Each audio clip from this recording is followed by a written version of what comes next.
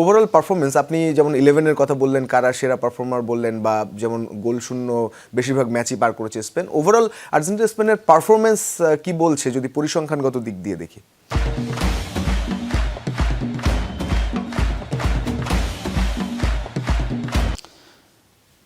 আসলে দুই দলের আমি অনেক মিল খুঁজে পাই, বিশেষ করে খেলার ধরনে। দুই দলের খুবই পাসিং নির্ভর খেলে থাকে, তারা বল পজিশনে রেখে খেলার চেষ্টা করে। আমি গতকালকে একটা প্রতিবেদন করেছিলাম, এর মধ্যে একটা কারণও আছে যে দে লা ফুয়েন্তে এবং স্কালোনির একটা সম্পর্ক আছে।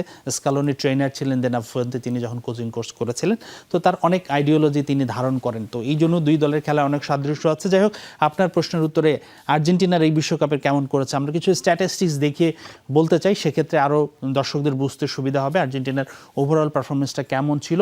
এটা যদি দেখি, তারা 7 ম্যাচে 19টি গোল করেছেন এবং আর্জেন্টিনা সবচেয়ে বেশি গোল করেছেন, ফ্রান্সের চেয়েও বেশি গোল করেছেন, 19টি গোল তাদের সবচেয়ে বেশি।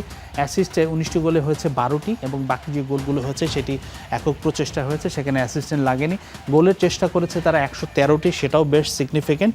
113টি গোলের চেষ্টা হয়েছে এবং পাস হয়েছে সবচেয়ে বেশি। আর্জেন্টিনা কিন্তু স্পেনের চেয়ে বেশি পাস দিয়েছে, দুইটার সংখ্যা কাছাকাছি, কিন্তু আর্জেন্টিনার পাস সবচেয়ে বেশি, 4772টি পাস দিয়েছে। এবং এই আক্রমণ যখন তারা করেছে, তারা ক্রস করেছে 102টি।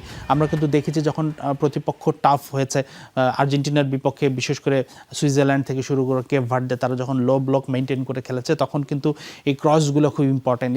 ইভেন ইংল্যান্ড কালকে যখন লো ব্লক করছিল, তখন মেসির যেই ক্রসগুলো ছিল সেটা কিন্তু ভাইটাল ছিল, এবং তাদের সেই ক্রস 102টি, সেটি কিন্তু খুব ইম্পর্টেন্ট। এবং এইটাও আর্জেন্টিনার একটা খেলার ধরনের বৈশিষ্ট্য, তারা আউটসাইড দ্য বক্স থেকে শট নিতে পছন্দ করে, যেই কাজটা মূলত এনজো ফার্নান্দেস এবং ম্যাকালিস্টার করে থাকেন, এবং সেই সাথে প্রচুর ক্রস আসে, বিশেষ করে রাইট সাইড থেকে লিওনেল মেসি অনবরত ক্রস করতেই থাকেন। খুব সম্ভবত তিনি 34 বা 35টা ক্রস করেছেন এবারের বিশ্বকাপে।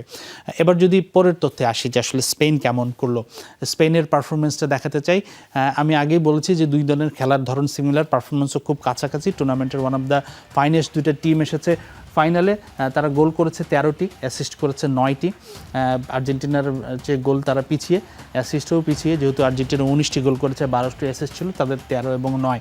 গোলের চেষ্টা আবার তারা আর্জেন্টিনার চেয়ে বেশি করেছে।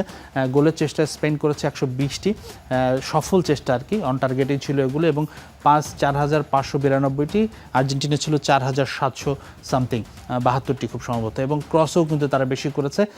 আমি যেটা বলছিলাম যে তারা 154টি ক্রস করেছে, আর্জেন্টিনা হয়তো 102টি বা এরকম সামথিং ছিল।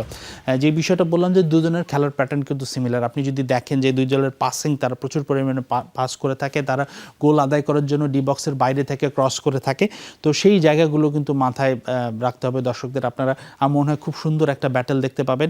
আরেকটা বৈশিষ্ট্য, আমি যদি দুই দলের মিডফিল্ডারের মানে খেলার একটা পার্থক্য আছে, একটা হলো যে স্পেনের পায়ে যখন তার বল থাকে, তারা কিন্তু একটু ধীরে সুস্থে রিল্যাক্সে পাস দেয়, একটু জায়গা করে নিয়ে করার চেষ্টা করে, কোনো তাড়াহুড়া দেখা যায় না। পক্ষান্তরে আর্জেন্টিনা কিন্তু পাসিং করে, কিন্তু তাদের পাসিংটা অনেক স্পিডি হয়। আপনি দেখবেন দ্রুত ডান প্রান্ত থেকে বাম প্রান্ত মেসির কাছে বল যাচ্ছে, মেসি আবার আরেকটা ফ্ল্যাঙ্ক চেঞ্জ করে আক্রমণ করছেন, তো কুইকনেস থাকে। দুজনই পাসিং নির্ভর ফুটবল খেলে থাকে, কিন্তু যখন বল পায়ে থাকে স্পেন কিছুটা ধীর স্থির ঠান্ডা মাথায় অ্যাকুরেট পাস দেওয়ার চেষ্টা করে, পক্ষান্তরে আর্জেন্টিনা দ্রুত পাস দিয়ে অ্যাটাক করার চেষ্টা করে।